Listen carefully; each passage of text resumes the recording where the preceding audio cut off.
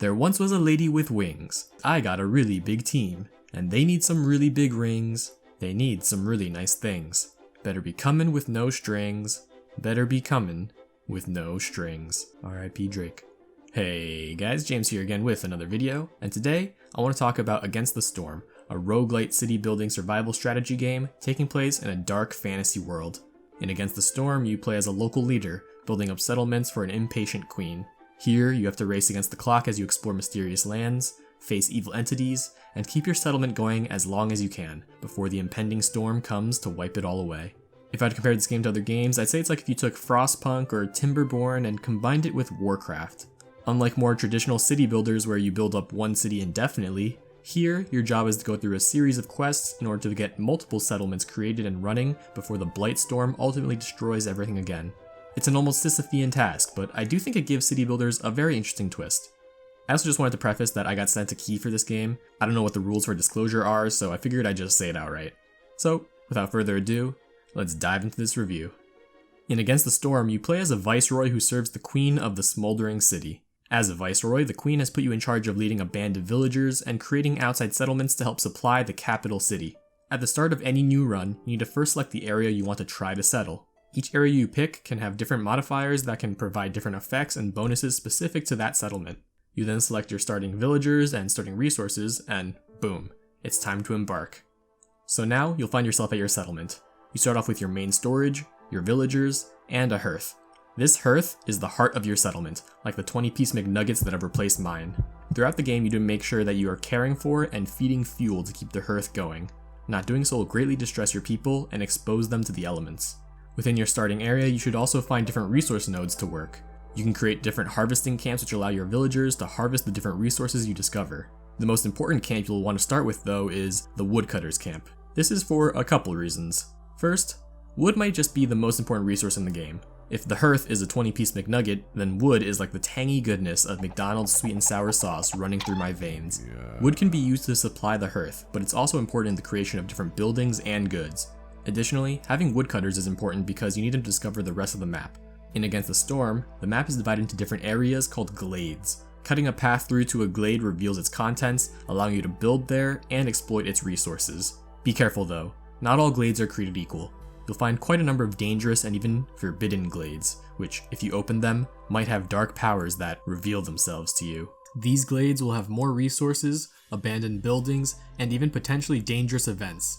These events can include a number of different things, such as exploring a fishy cave, or mopping up a leaky cauldron. A lot of the early game becomes about you opening up glades in order to start supplying your settlement and creating the infrastructure needed to accomplish your goals. There are, of course, different food and production buildings which you can create. There are certain field-based buildings which you can create next to fertile soil in order to make more sustainable food production. So, for example, here I have a bunch of herb farms for growing herbs. Then there are some of your classic production buildings which take different resources and raw good inputs to create different and more useful outputs. So, for example, a brickyard can be used to create bricks. Go figure. But it can also be used for pottery and crystallized dew.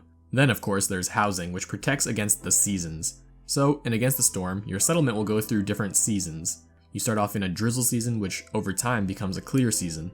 Don't get too comfortable though, because a storm is always following. During the storm season, the resolve of your villagers is tested. By default, the storm is already scary for your villagers, but with different levels of forest hostility, things can get even worse. Forest hostility can be increased and decreased through a number of different ways, but perhaps the biggest factors are how many glades you've opened up and how many woodcutters you're employing. Essentially, you can think of forest hostility like an angry girlfriend. You can bother her a bunch when she's in a good mood, but eventually, when the storm comes in, you might pay for everything you did. You're going to want to make sure you manage hostility correctly to keep your villagers' resolve high. And so now let's actually take a minute to talk about villagers too. As of now, there are 4 possible species: humans, who excel at things like agriculture, beavers, who are excellent woodcutters, lizards, who are good with meat, and harpies, who are excellent with alchemy. As far as I can tell though, in any one run, you can only ever have 3 of the 4. Each race has their own strengths and needs, including food needs, housing needs, and lifestyle needs. Fulfilling these needs will make their resolve higher, and at certain high thresholds, the species will then begin to gain bonuses. However, if resolve for a species gets to 0 or lower, a timer then starts to tick down. At the end of it, a villager will then leave the settlement. Obviously, you don't want this to happen, so make sure you tend to your people's needs. Or don't. Sometimes it's not exactly the end of the world. Alright then, Huge tangent aside, next we have city buildings, which are important buildings for the running of your settlement. These buildings include other hearths. You can also create a trading post which allows traders to visit and also allows you to send trade routes to other settlements you have. And then, at higher levels, you can create the blight post, which you can basically think of as your maintenance crew or your janitor. There are also special buildings which allow your villagers to enjoy their lives a bit more. You'll need these buildings in order to satisfy the lifestyle needs of your villagers. And then finally, there's decorations, which you can actually use to boost the level of your settlement, which is nice. Definitely want to make your place look good. So, this is where the roguelite elements of the game come into play.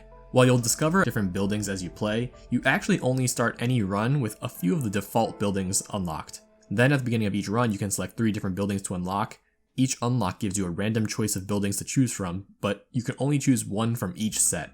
Choose wisely, as you might not see the other buildings again.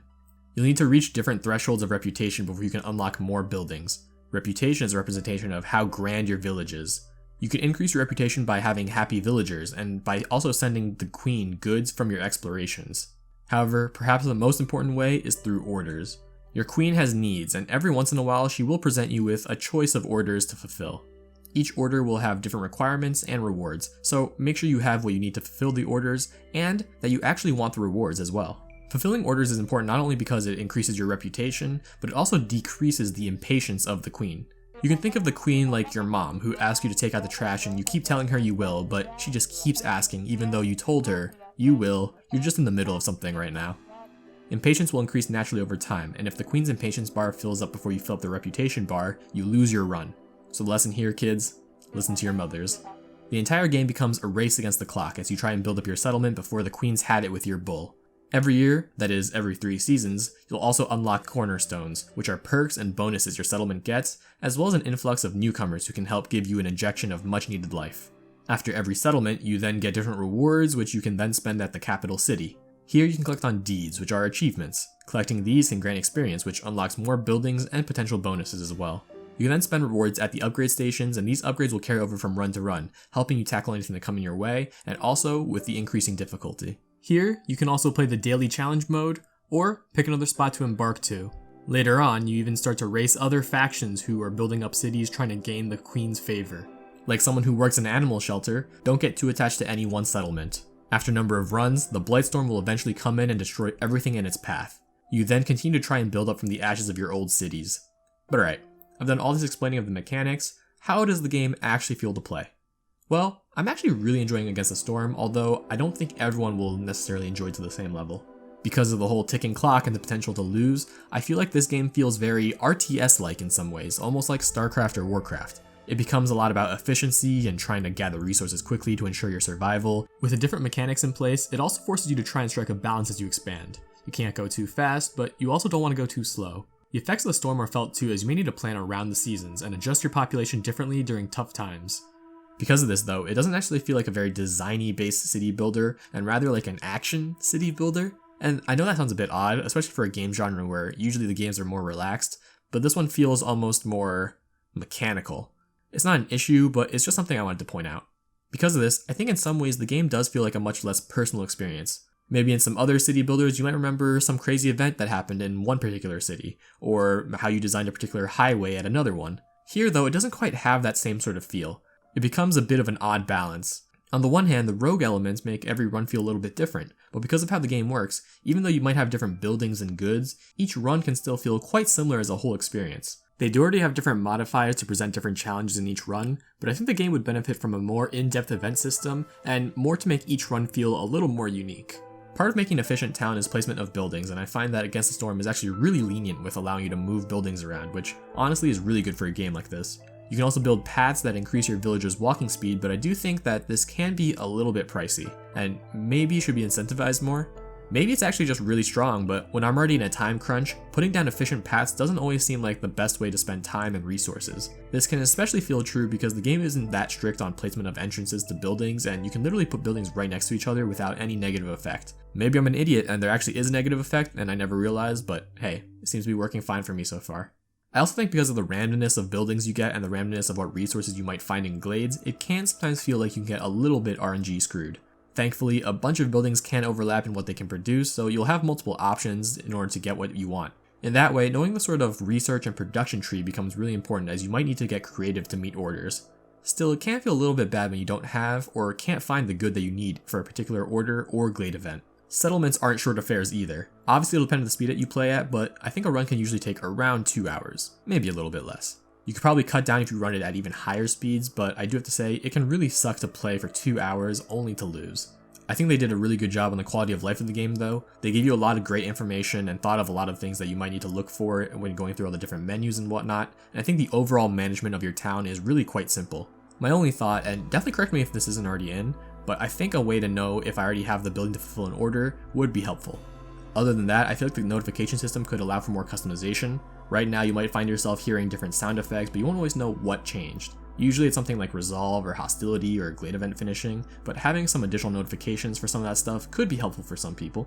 Otherwise, I think maybe the only other area that could maybe use some more expansion would be the settlers. Right now it feels like you're kind of managing the whole community of a species. I think maybe it'd be cool to have individual settlers gain experience at jobs so that they become more efficient and specialized over time. Maybe they already have something like that, but with how difficult it is to even click on villagers sometimes, I think the individualizing of them wasn't necessarily a priority. I don't think this is super necessary given the style of the game, but just something to think about. Overall though, I really enjoyed Against the Storm. I think it gives a nice twist on the slew of survival colony management style games we've seen come out in the last couple of years. Keep in mind though, at the time of this review, the game is just entering early access, so there is a lot of potential for change. They've already laid out a roadmap including a 5th playable species as well as other future updates, so I definitely look forward to seeing how the game evolves. I will say though, right now, it does feel quite polished and has a lot to uncover. Again, it's still in early access, so I won't give it an official score just yet, but I have it hovering somewhere between a 3 and a 3.5 personally. It clocks in at $20, and I think that's a pretty fair price compared to some of the other roguelite and city building games out there in the market. Definitely give it a look if you want a different take on your city building experience. But hey, that's just me. Let me know down below what you think. Have you tried Against the Storm, and what'd you think of it? And of course, thank you so much if you made it this far. If you had a good time, please do consider clicking some of those buttons, and as usual, I hope you have a great rest of your day. Peace.